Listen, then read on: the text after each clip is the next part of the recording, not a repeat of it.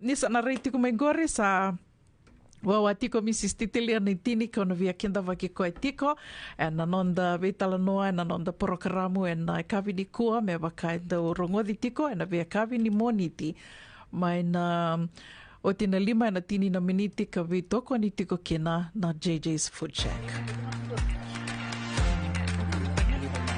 Nagawin kalao kay Mrs. Titilia na tini e na vitoko ni JJ's Food Shack, Santa Rosa, California. And a radio Bulandumata, San Francisco. Wakawinuwinaka tiko kina JJ's Food Shack, around in the mai vetal no tiko kina, and anonde wasiningo na vatongo. Bulavinaka Mrs. Naitini? Iya, ni bulavinaka una, pampolitika ni go inovato, gaive mirimir sartanga na uda na kavinikua. Totoka ia na bongi o kinda tala mandanga ni o tiko iwale o sarongo da ni sa tūtuna uda ewe kito in Newark na South Bay ia e totoka tōna rake sa kua mandanga ni ke lando tuku ni tō kenda da sini marau takarau in tōna kae ni katakata na singa da complain nili tōna uda da complain bata da complain osa kundru tōnga ia vinaka wakalevu na nomaninda we waka ndo wangalala ta kike mani mai na we kawini moniti ka rao ninda ndo mai we talno kina e na nonde wa siningo na wata na kawini kua ke lanio ni a wakarita ka tiko ndo na ulutanga bimbi mendoru na we talno kina we ke mani na sengei reidi Mrs. Naitini wakandua au sureti ke mani moni ngai sikova yani na neto YouTube channel o yana radio mbula ndo wata YouTube sa levu na nero we talno embitu ka ni kina ke rondo we talno tiko na via kawini moniti nagai waka ni nagai rongo di Mrs. Naitini kina marama ni vei sa ambaki vida i Amerika e sa tiko ke vea ni kina ni kua sanda na vei tal no mandangai na vuku ni ulutanga ka nanumo Mrs. Naitini menda na vei tal no tiko kina ni kua ulutanga bimbi e waka me na tarawa ka lebu sara na mbula ni matabu wale kina vunga weekenda Pina kauna, iyo ba bilibina kataka ni indotal na ngonongo mindaro vital no takina na ulutanga ngo istanga ni ulutanga e bo nda vital no tak sa vital no take baka bunga istanga ni weekend to ike Amerika ukila ina viesai mai viti watala kina na vivono talanga e retiki no irna nonda irna ituke ango na ulutanga ni domestic violence iyo mbernyu lakot na ulutanga ya una Obe ba nakatala na mava no tikin sana ngor no desasa. Tikin ni sana uze ya to lakan dana lotu kya. Rotikin no rona vetin tal rongal mai viti tal kolibuso. Kenon rendini vale ro abitum beriti ko na marriage conference na uklan mada rosa woti. Ye oba nakataka nyola karana lotu no. Oba nakatala livuna na tuku pina kai wasi ko weekend na vika mendaronya takava mendaronya takava kenta lete bulutanga tiku na marriage conference na bulu pakawati ro vitu bertikin ela ko patikin na ulutanga telinga message wasi ko na noi belut yo una na vuno bena katkin mi vitana tekna na telena ulutanga domestic violence sena non rando sotavana na viva kama wataki sena viva karataki na lama vale cuando ya de tico en penro non robi meliwai otamba ke tina sendo na viva tini au kilani dona kisi anga ya nga kilana be mada sawa timbe ka se mada ni mure cuando rei ni mati sarkino tini ni ngoni Waya tala na puno bina katem daru kota di listal me na talnong na bulutangan ko ni domestic violence baleta sama ilang ko elevo na maramatina en buko ni toko ko e bakit ko na laman vale iyo bernin toru le ya una via bitran let me just put this on the side we are no do the kavana training dona kaundo bitang gongo ni daru tarangon domestic violence daru tarati ko na matubo vale yo na pena kata me bitin ko sana issues on the side me ona renyo oi ko talana ga kata tegi ko no daru bitang la tikina iyo kela ni ama val na matubo vale sona ka mendare na dava buna tiko ni rawati kina go dava era toko ko tikina se dava sa levu kina na mate me na bula ni matavo vale se dava levu kina na matavo vale marriage breakups se divorce rates na dava yo ona biti tiko go sona ka mendara ni reida on the side if you can just pack this in duango sona ka endo boka buna go red mingo kona focus on the family va clear on Tina James Dobson from the Victor Vale wiki live na on tori information set boka live may virongo dona karut kuna tiko rao na vika erendo boka buna na tiko ya babalas ya na vindu star dona matu vale ndo non rombula va vi malero na vitin fading commitment and dona buna kena karua do talangona unresolved conflict ya kena karua do tale nambula bagi lawe financial problems kena kava communication okay that's one of the important ones communication kena kalima sexual struggles kena kon parenting issues nirsati ko nangone nirsati ko nangone atalaran do nakando buna na bipo sa kidambe kasi na bipo malidae between a couple parenting issues non sorry sa tunod niya parenting issues in-law issues where non the in-laws yatal na rin iba ka bunat ko na babalen do na matubale addiction the cloud tuna live na batang addiction na duy ko tamaye o kwa na maram o kwa na leo bat ki kon tangane ro mo imbu na bat na matubale they also have addiction issues tas kelaki na mateni na tabako na tabatan daw tanganin daw elewa daw kasi libo na kaya sing ni maro imbak ni labo but kin yon infidelity ya sona root causes kwa na ribo ko muti ko na vale matubale you can pack that on the side for now iyo dorre ma dama wala kat mi dorre de lustal ma dama kisin go ko anga ya ba viti samay bakasar na bin bulo be tinani ngone nakanga wili kana pijisano na ni kwa na maramango vati kung nakano luben raw bukit italiti ko tinini ngone kila root kung baka rembaki around 30s late 30s to 40s anon rembaki nimbula sangay o tinini ngone elesumay natakataka elesumay natakataka sangay may idunrubi nga ang balatini bermaye bermaye yo kwela nga ya may bawuna kina na viva mate sare ava sarna mate na moku na mavo na mate rasangay reito irna ngwan reto ngone bango berto sarabato na vikaya dongo ya ngona una mendare do be ko te kemena na kissing ko may biti yo kerbe usto ti berto na matubo vale ke ka rabarong tingmay iyo it has become a public issue some human local news may biti sa klay brubur ya endon menda vital nota ka baleta ni daw baleta sa tikin na bula ke na mate dina nindo na matubo vale weekend na kawito ke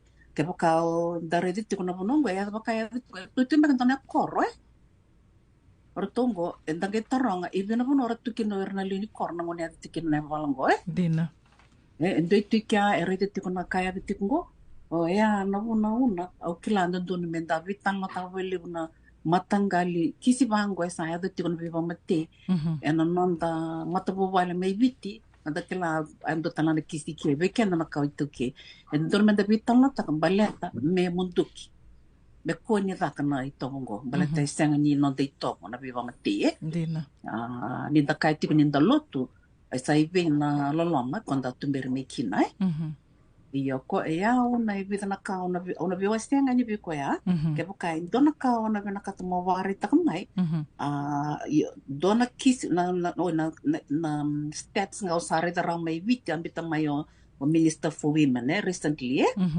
domestic violence cases may witi within 6 months from August 22nd to February 2023 sa ati ko na helpline daw gireni kina kaya karangan rebo na bibo ko ira erndo resultato ng domestic violence and na helpline ko walnan raw 5 sa walo na calls between that 6-month period o kasita may 22nd to February of this year 2023 858 calls tolo sa wal kawal na pasyente ng Giria domestic violence.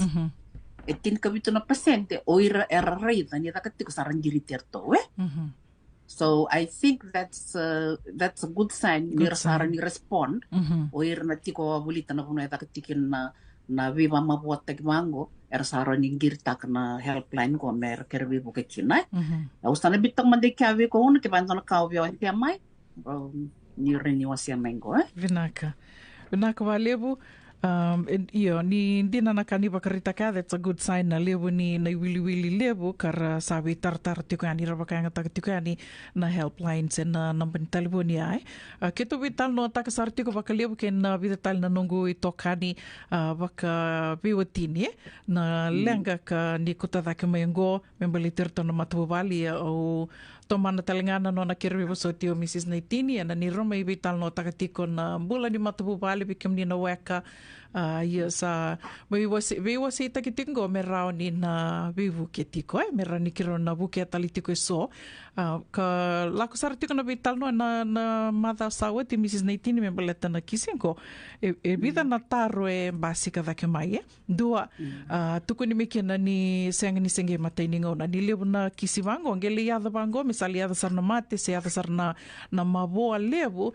senga ni matainingo na sando yada tiko mai io o tia sanga e rotarungia na nungu tokania io bakadava ni sa yada tiko mai ya avaya na dava senga ni o tinga i kila sandundun me sa kila i kia koya me sa vangalala te ki koe mai me sa vangarambulai io ngai rotaru tiko mai kina rotarungi o tiko mai kina dua ka lako duru matalengana lenga vatavau ya io ni vango nea kenda ndui tu au sange i wasia ni sobe kenda rawa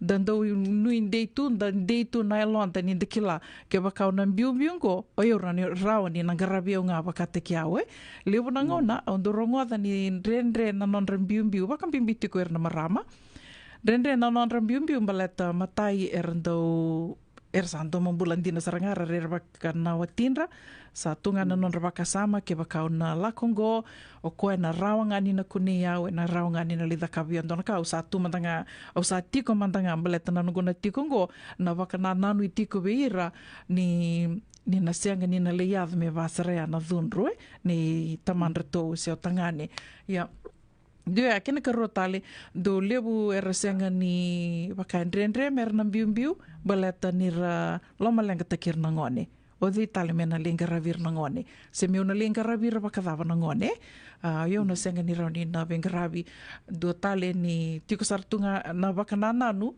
e tiko ni I have to stay, I have to make this work o bosan bumbu ilitakngo go na nongu na watingo go orto na lubengu senga ni tu na non rebaka sama na non rebaka nananu and it is not okay to leave na vaka sama ya se mani vaka dava na rakin rakita ni mbula era lako duruma na non rambula vakawati na non rebaka sama sa dito nga vera that I have to make it work o eu sa bosan bumbulingo o eu sana tunga ke o sana sanga me na binaka tiko na ni rumbulan dina nga ni lako duruma tiko na bika drenre na mosi na tangi na rarawai yo kongo ne andan duindui au nui taka ni wikim ni na lako duruma tiko na drenre vau ya ni raunio ni na yada na ngono ni na kila that it's time to leave, it's not okay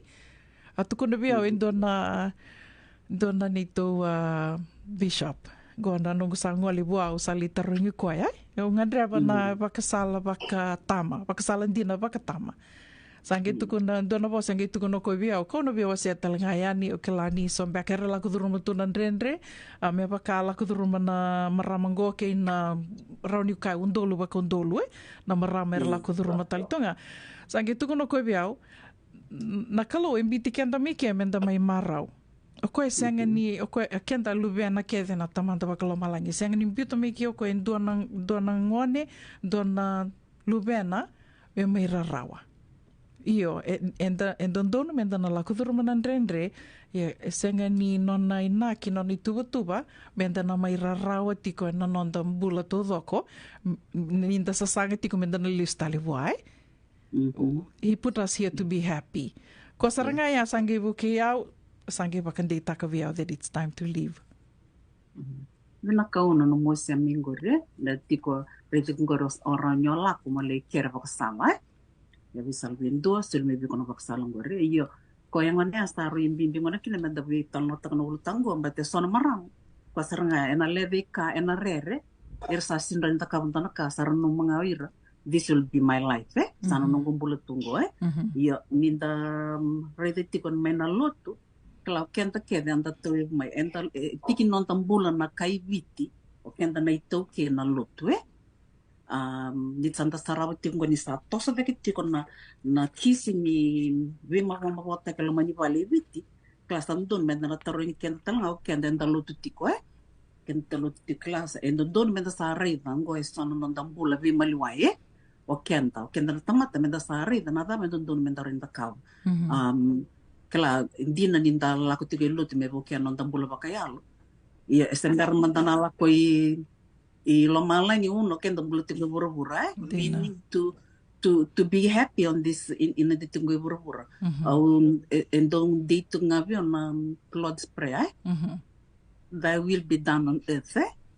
As it is in heaven, Kembali menda koti heaven may bura-bura, Endon menda maru takatiko no tiko ngoi bura-bura, kau sekila ni oba mena takatiko no tiko ikioro to bidane tal-tal na bitin berikul marriage conference, nirto sare daroi, saya boleh tibali menambuli mata bubali.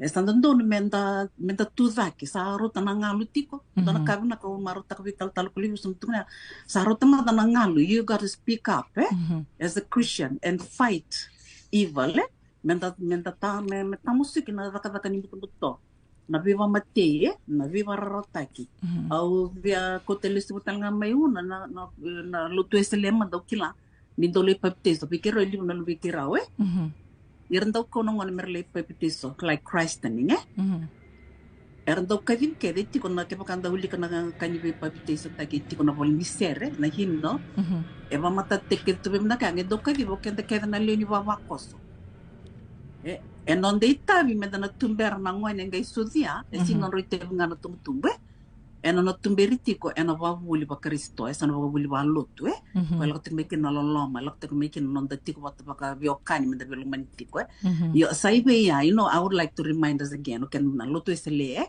la belo te ke tali e tiko ikya ndona ka ndon me da bebo ke taka ba community Waka song lutu endona ngwane ngai sudu mai menda tumberti me klano wabul bakristo and when I see what is happening now in Fiji no sati bo beba mateu irna young couples ngo and live ni zunru e tuna tika endona ka une dona no ikya e sa mai lulunga tiko no tumberti ko irna luventa o irna dorbo irna tangani watalaki no weekend na irna luventa ele ni berner leito e butang dona matu bubani au kila sona kambia ka enta ba katarati me avo entun me dedike batale se va me ka sa lokin wango sa tolna na non sabi pa matisar endo kila o iranga na india ndo ta ka vai liwe dina ngonda sare sa tu weekend ke bala na non ra level of rage o irna non ta ngonito ke sa tik sarngai vak okay what are the root causes of that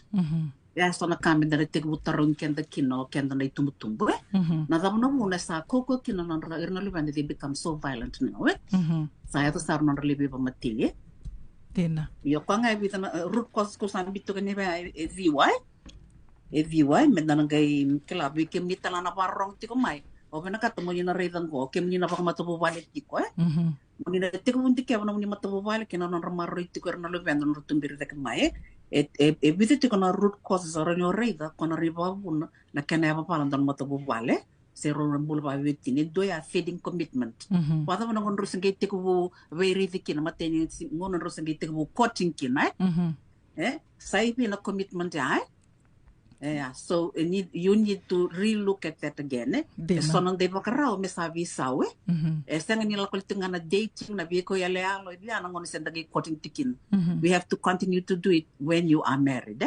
because your relationship fades as your commitment fades when children come in nataka live na commitments and nataka mendabanga rilavo mera making bulmena kinamotobal so klawa kilani wat kun tonungun na kena budinda kun tonun matu parliamente takatake. You know, it's not a bed of roses. We have to work at it. Dina. Yeah, kena karua unresolved conflict. Una son of your tindo vango sa tiko entona issue. O sin kilando son ke sabe badun toko ya un commento na kada kabini tuta. Then they lock me pango men de bosan and they ignore you. And you never talk about it. Dina saranga. So that's an example of an unresolved conflict. Dan do kira-kira virna tama makatalaki na bikem din na dorvo kilani state ko na budin ti muni ba bulaba pati muni do tabole muni vivo sa kibale we communication ke baka batingo tabole ti ko nong rondo vital no mbate tu sono issues bi kan marama kendo bio severa sono kanda sintaleta sangai lak tu bi kan nararao. And when you are angry with something, you know how you react. You know how you react all the time if it's not solved or if it's not discussed. So it begins to grow, begins to breed. And the couple continues to go apart. Mrs. Naitini, ovia kutikian darunga na nomuni tarunga tiko maingori na root causes na nomuni wasia tiko maingori. Owa kasama taka ngori kona kamandin due leva tu iksa leva tu o siang ni via vital no taken na ka. Due akin karoni kutadaki maya na commitment na nomu na fading commitment. Yeah. Owa muta na kena komunike dea na nomundro vitala no vakabiotini communication. And then I just want to take us back na ni sudu mai endo na ngone e vakadava na no mo bosa bua mo vakatavulidi koe on how to communicate. Okay la duan tina na kambimbi menda na bulide ai menda na bulida menda vakatavulidi talanga na luvenda ke vakasa sa ndamberata na ngonea sa otimbaka na ngona ni vakaluveni sarna la komai na maku o vakambota ni ya saranga na bottom line yan kambimbi ndondo menda na vakatavulidira and I wale dina ni veitala noa. Ni dune ana vital noa and dua e bosa dua vakarorongo. It's a skill that we all need to learn. Ke baka e tuna kilam beka ana vital noa, but te sona ngona o vakandina taka vakaliu sona ngona vaka meu satu kono mandabinita. Dona kau minakata minduru vital no taka. O kerker roni ndurun dambe mandan dona ngona nduru vital no taka. There's something we need to talk about. Veo na tuku neni baya, auro ni instant, na kena lako daki mai ndona, waka ndona lati. One big ball. Iyo, lati saranga, sini baby tal no tango, sing dondo, ese waka na kaindo lako mai, mundo redo yao ni, ese nga nindondo, me daka na vital noa. Me vatu ya okay la vikim dona maraman tu sia mati kumingo dona do roni na wasia tal ngamai bakada na kim do kasa and do raw na no ni sanga moni vital no sesanga but bakan din taka for someone who's been in multiple marriages esianga ni raw na nonda sanga menda na vital no ko roni kaya ni dona kambimbia menda hulida menda gei vakatavulida veira na nonda ngone, na nonda tamba ngone, na kia na mbimbi to learn how to communicate. O kuti ken toli ustale na kaya wasi endua na tabulingu ya, endua na muna isuli miki na bikanda na kalo, e rua nandalinganda, dua na ngusundai. To listen more and talk less. Yo mandanga batikia, ondua na kaya usanga mo vakatavulidi o tiko, me ondo vakarorongo, me roni rongo ada na kai tukuni tiko mai nimbera ni unga iso mai ani. So I think that's a very important skill. Belete ni ke wakai sa tiko na raunin ro vitala no vaya e na raunin ro na walia na vilanga kethengai. O wase tiko waindo na nungu e tokani ro senge iwi o tini ngoni tiko ngorto sa vana ngoni. Na mbaki mbula i tiko mai na tini karua ki na 5. Arto na lea vango. Se te kuwa mai non rovau ati santo tukuna tiko koe piao. Sa waka nini wake o kango, sa viambi te koe ando mateni, bla bla bla, na ka ndo wase tiko mai piao. Ia, me waka ni ndo wase ke de mo koe na vika ke de viao. O sange do tukuna tinga vi koe. Don't give up. Na watimu o koe ndo wakarorongo. Vitalia dhava se dhava. Yo kimanrao na kautali takambaliti kimanrao ni raunin ron dambe. And you guys can communicate. That's priceless. Diyan tinaw na. Tok gor mo siya mengor ya communication is key is key na bika kinang go meron do vital noro na ruwa. Iko tunting mengor kailangan non das you need to learn that na communication skills Okay, let's just look back kaya ka tiko ni tapos saroy lebu na to ko sa tiko bitin ngonong go au read na stats talanga may biti tunti bangwa Fiji has the 4th highest rate of domestic violence over a women's life, compared with 20 other countries that use the same survey method. Arto ada kam na Women's Crisis Center may witi and dona bakandindike yana between 2010 to 2011 orto vi bukatalakin orto na kaya Bureau Stats na kana turmen na research dona kar tongere na maye dona matagal survey method to vangataka erto redo ngana with 20 countries that use the same survey method or with the 4th highest na rate of domestic violence ko una kon goret kono kana ki na vivo sake na communication yo dorles talmano no do tunti kla no tumbir mar na luvenda rotumbir mena luvenda au sa tukno ti ai boli lotu sa kono no ngon le papteso and the white ke the kenda mental rate no tumbir de kono ngoni yo let me just I'm going to just ask you to think back how do you know when you have a kid when you want to a baby when do you start talking to your child or not to your baby when do you start talking to the child to your baby nangono sawa sudukina ngono sawa sudukina dona kamenta kilati ko yavi kiro atumberi pakalile tana baby on parenting klan dona kapala la ko ni ke America organized take asimbolitino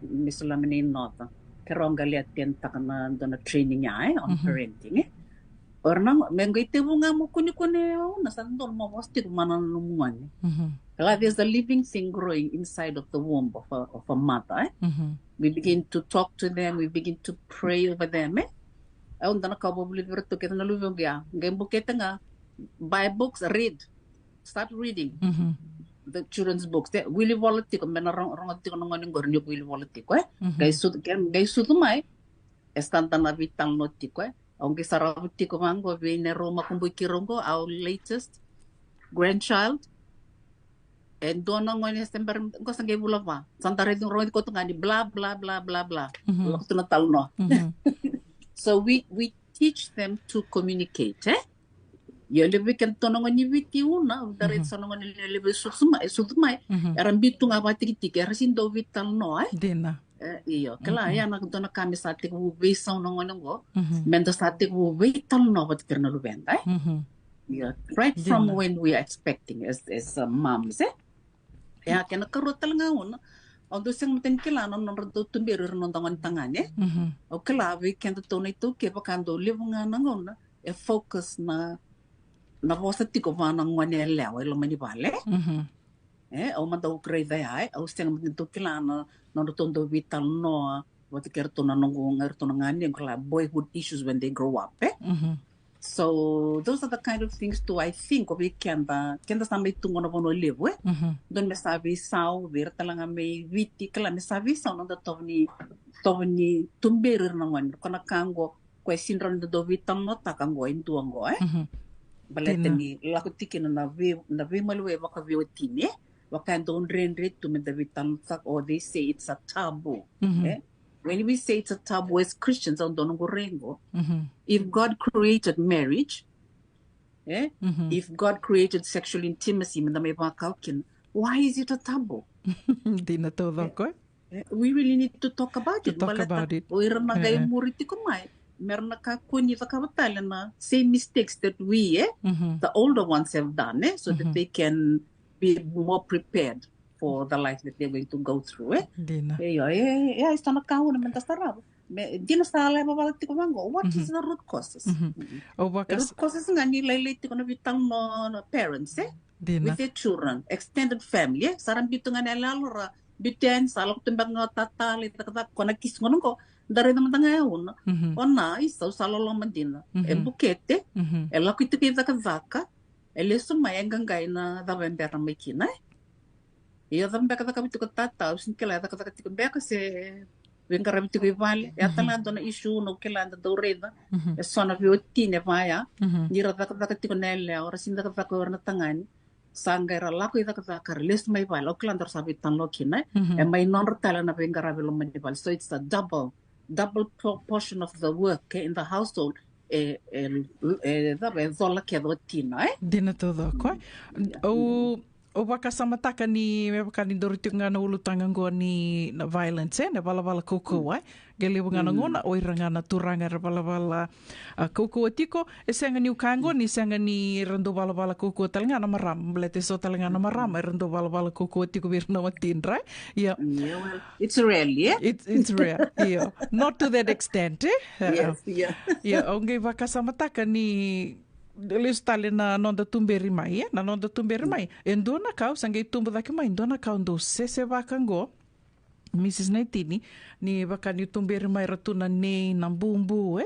sangai ndo rongo da tu, ni ndo waka uira na tangani, ke waka me na tangani me lako me lasa, kai manda lasa i tumba na tangani. Infidelity. Me sangai tuku ni tiko bi alewa, kondambi tiko nga, ko wawa tiko nga, gore na tangani nga na kangar na dakabutuya. Dua ya, kini karo tali ndo tukunitu ninda se kalalai Lakumai, binak saranga mo baduki kwesen, dua mandana keni romba, me dakatuba, it's like giving the okay, we tangane me sambaki nganena, ya lewa, se dua tali na tabale na beka. Lakumai, limbita mandan dua keni rumbi, se dua keni romba, me batuya. Okay la, ya saranga nina tumbiri daki me baya, sanda tukuna sarti ngabira na nonda tangane, that it is okay to be violent. Ya, me sana besau. Iya, benar kamu kota menggor. Iya, ku yasar nga. O kenta na tina, benda dikep kenta tali kyan. Let's relook at how we do things. Not only mothers, the aunties, ko nganong gore. Ko tuntel chunga indo talang na issue kwando root causes na in-law issues, Kila kenta laka yani mendale servant, mendale bombulo tumbaka vera, sona kaya tu ko enda don mendare da bakati to meninda sakani inda lutu sin don meado those are some things that need to be cut off because in other words una inda tunti wango o kenda na marama inda rediti kuno iranga do ka vali na wala ko ko mini vali na turang but one thing una let me just bring up this issue a lot of women are perpetrators they instigate Original kenda na bosato sana tu nekla ile na kenda na maramani witi. We do that kosarai ku tunugor. Lak mandali le moku laki kwa Kwa ngor me kanga meta me lulu wat. That is telling me that we women ken sana na maramani witi. We are perpetrators We encourage our sons to do this. Yet ninga ya maintana tao. Do we look at ourselves? As women, so nang matanggali to ni bosta don me savi sao nongo me da ka kuni kondon ta kasi anda ba kambe mele mo kondon ela balato kendar ke kantor starabatu me mo kuna del vendor ela sen kendar ayom tanga sarang anyu da kampala ito na ke I wouldn't see my daughter being beaten up sko sona kamenda rede tiko non dai to Maybe some people do it unconsciously, but it's happening. Okay, we are perpetrators of violence. We instigate your son. So we giving our sons the wrong messages. Me visa, sin beka me visa.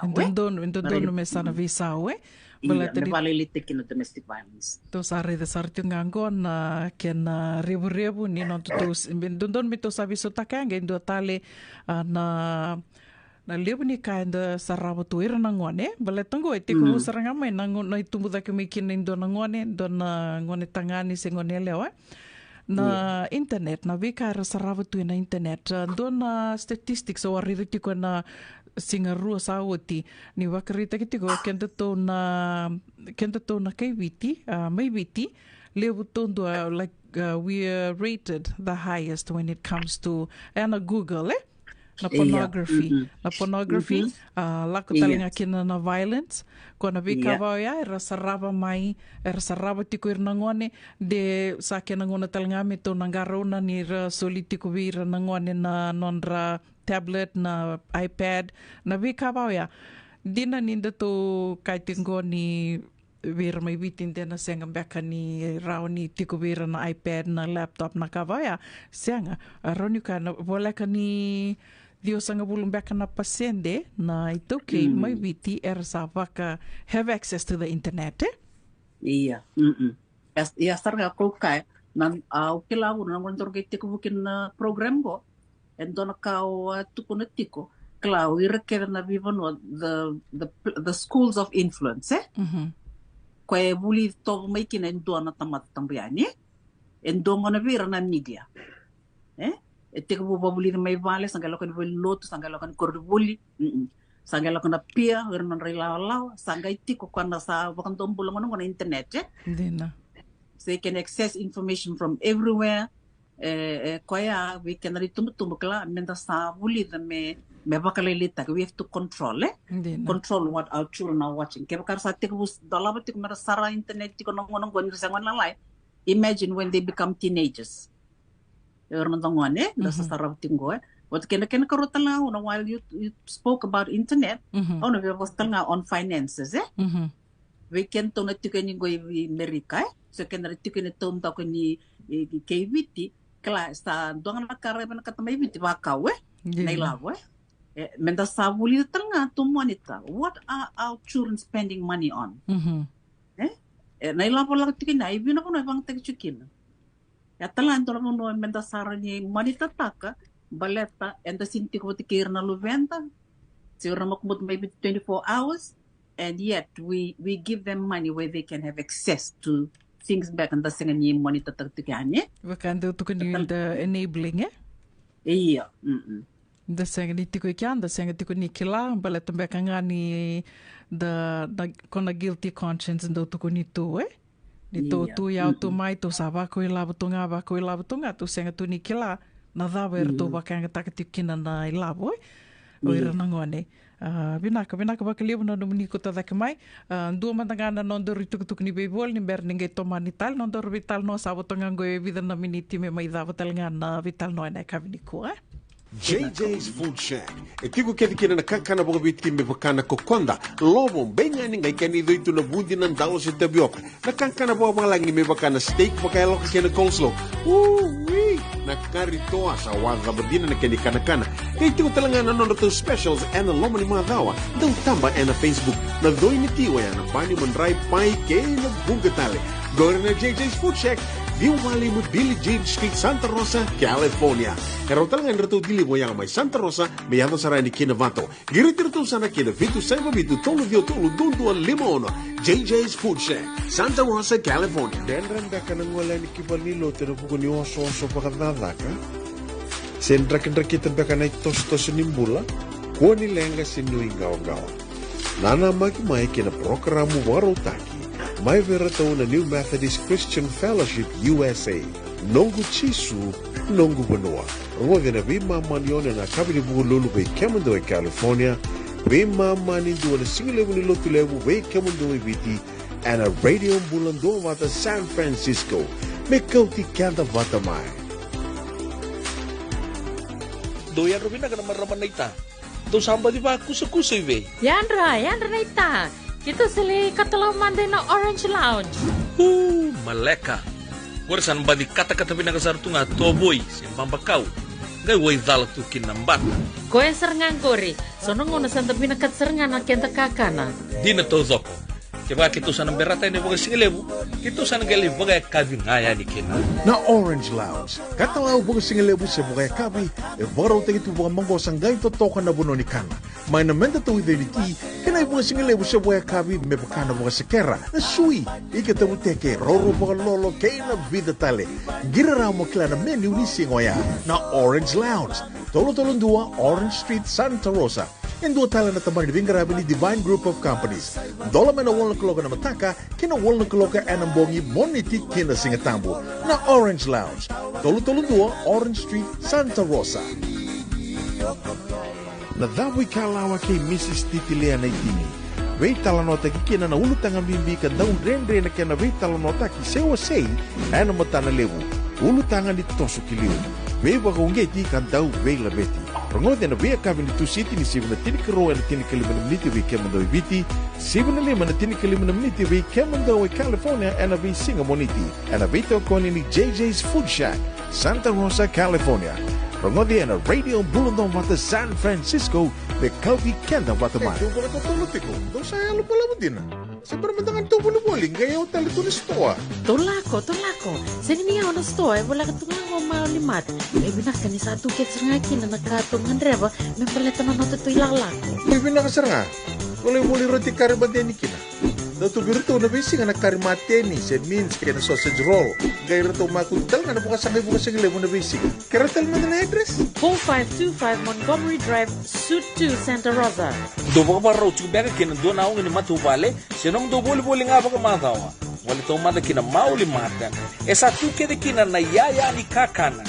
Yaya ni ti kina bikala lai tale so, kanda unrendre na kunea. Artu raw talaga ni kuta ni nomu ni boli-boli ke baka mitiko may na marin sa Sonoma County, kandendre nomu ni vila baki, vitartarani kina napa ni taliboni, 125 saiban. Vitu tolu 5 vitu na kena ituku matay lalay.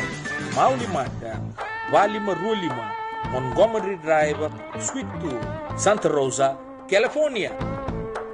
Ana radio mbulando vata mai tomaritiko na vitalanoa na nondai wasiningo no vata na dawi kalawa ena ka vivena kanimo ni tendendai ni kono ni singa ni vula November vena ka bakalevu na sema tiko mai ke rondo mai beto manitiko ani ke Mrs. Titilia na itini ana nondai wasiningo no vena kongo ke bakai tu e sona kau ni ve wasia mai ni ve bakai tawi talenga mai na vitalanoa se na ve ulutanga iso endo mai do rakitiko ani na nondai wasiningo no vatongo ni vola mai rauni ni bita tok nga mai na nonda messenger ka se na nonda wata-wata o ni sa siama tiku me kinangori rao talangani ni imbita nga mai na radio mbulando wata messenger se rao ni imbita mai ve Mrs. Titilia na itini e talangana ya dhe waka nga taka tiku koe na messenger se una buninda kua na messenger tomani tungana ni rubital noa sa mai vola ka talangani dhawa tiku ngo na nonde wasini ngono wate ne kavini kua Mrs. na itini dhawa bea karonindor mai wakadawara kina na vitala noa ne kavini kua Vena kauna una keranga vi ke munini warang tiko mai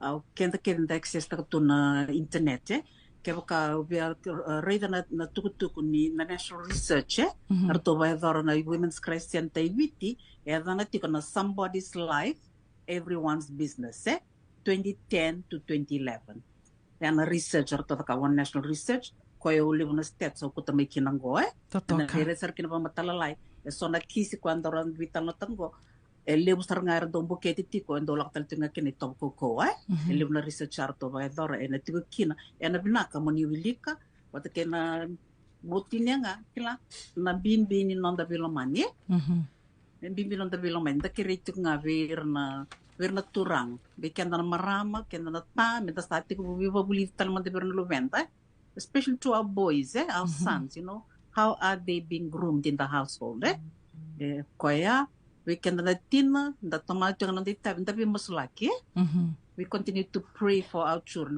we lim na lubengo klando tiko nang osanto mas laki tutungar to sa bawat who are married we just pray for them and I remember when I go home sembolo tiko na tamango yung dola ko ibiti on dorong idira ni rondo maso tu una osanto dorong tamango tu ni santo maso tu nakangat politik nonumi Basta kita William dua, kena nona mata bobal.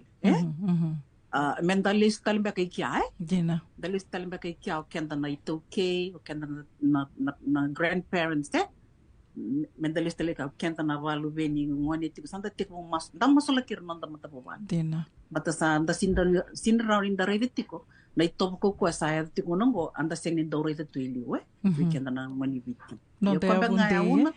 Vinakana nonda ya bunde nonda inui. Sako sarangaya beleta na vilenga kede ndala kuduro motongo na vika kede sarana kai adu tu en na via sei burubure so karauni na maya babalakina na mbule ni nonda matabu vale aroni nda to bakandina dina taka kede na sema tiku mai na kavini kua ni sa kede walindina ngawa ya na masue there's only so much we can do Itu kilawina ka me pakandu wa seva kalivu Mrs. Naitini kenda ko anda tumbiri ke mai na lotu koia eroni tu sana kila na vono mitu na lista likina nonda tu inui nonda tu iwakandei sa koia ngai ana masu Sama idha watalinga ikiana ni ruvital noe na kavinikua, se vida talitiko na ulutanga, membaleta na domestic violence ka kiro mai vital no kina na kavinikua, kiro na gaitarai ani na madhawa katumai, gai mai tomani talitiko na nonda vital nongo, tiko e so na ulutanga lalai me wakana na financial struggles, na parenting, na addiction issues, infidelity, na vikawa o yaro ni kiro na gai mai vital no kina na madhawa katumai ka rautalangan yun ni wakaitapi mikina. Wikim do kede na maraman do siya matiko may na kavinikua lela lubo kila nindo ni wakasina ititu en yalamatua na wakatulewa ke na wakasama eroni na vivu kitiko kina virer do siya matiko mai wakatala kina vi lili koroi nimbula vinaka. Iyan dangay may tomana talitiko na no de wasiningo na vate na kavini en dawi kalawa en moniti mayango.